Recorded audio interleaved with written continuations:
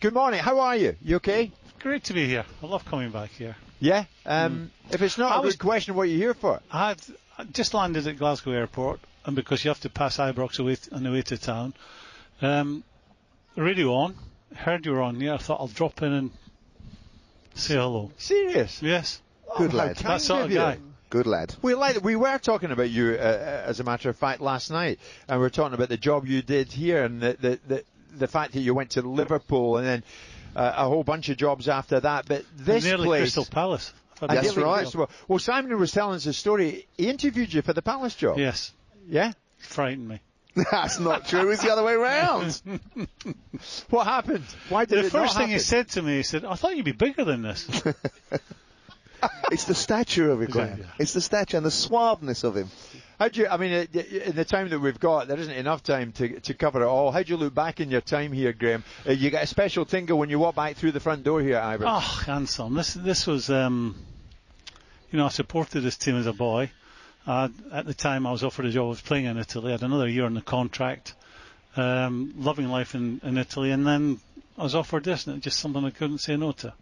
And I had 5 years here. The people I worked with, fortunately it went well for us. I wouldn't want to be in this town if it wasn't going well. But it went really well for us. And I just love coming back. It's one of those, I look back now and think, and at the time, I was young and felt I could take the world on. It was the wrong time for me to take a Liverpool job and certainly the wrong time to leave this football club. I'd done the hard work, if you like, and it was 9 years since I'd won a league. We managed to win a league in the first year, and then so we had a good team going forward, and then I was offered a Liverpool job, and looking back, I regret taking it at that time, because I think I would have been offered it at another time as well. You regret taking it then? Oh, yeah. Yeah. And so Postecoglou brings Celtic here on Sunday. It's his first Old Firm game. The man to your left, John Hartson, played in plenty of them, scored a shed load of goals for Celtic. What could you say to Postecoglou about what he should expect when he comes here? Well, like John, I've been involved in many different derbies. This is a big one. There isn't anything bigger because there is the unsavoury side to it, which is a religious factor. But, apart from them being two enormous football clubs, you factor in the other side of it, and it's just enormous. What it means to people, it's just off the charts. Galatasaray, Fenerbahce, this is bigger. Rangers, Celtic is the biggest. Everton, Liverpool, it's bigger than that. It's bigger than that? Yeah, definitely, because, the passion that you'll see here at the weekend, I've not seen anywhere else.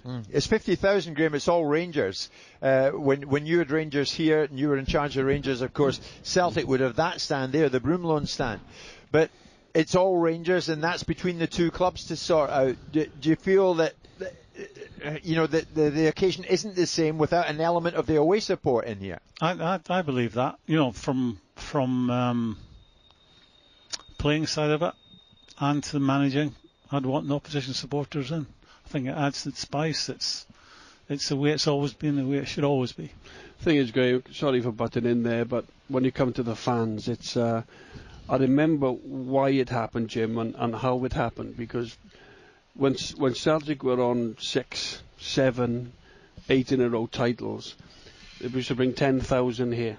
And when Celtic were quite dominant at that time, we're talking 3 or 4 years ago now, very, very dominant, winning everything. When Celtic used to win, the players would be jumping everywhere, and a lot of the fans would stay in, the Rangers fans, and it was starting to get a little bit toxic, a bit nasty. Sure. So Rangers called it. They banned the Celtic fans, and they gave them an allocation of about 800 fans. And then Celtic reacted to that, and they did exactly the same then when Rangers fans come to Celtic. And it's been tit for tat ever since. But it was Rangers who initially started it, because how demanding Celtic were at that particular time with that 10,000, and it makes a huge difference. I agree with Graeme. I think it brings a lot of colour, the away fans. Yeah. It adds to the atmosphere. Not needing to add into any of this atmosphere because it's electric. Yeah. But it does. It takes something away. And on Sunday now, it'll be Rangers. It'll be 52,000 home fans. There won't be one Celtic fan in there unless one or two of them sneak in, obviously.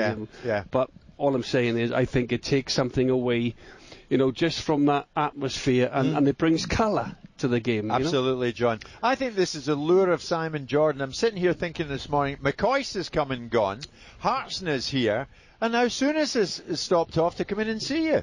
I can assure you it's not.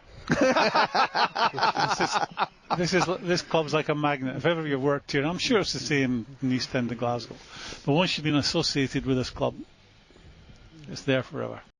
Jim White and Simon Jordan, Monday to Thursday morning 10 till 1 on AM, on DAB, via the talkSPORT app and on your smart speaker. talkSPORT.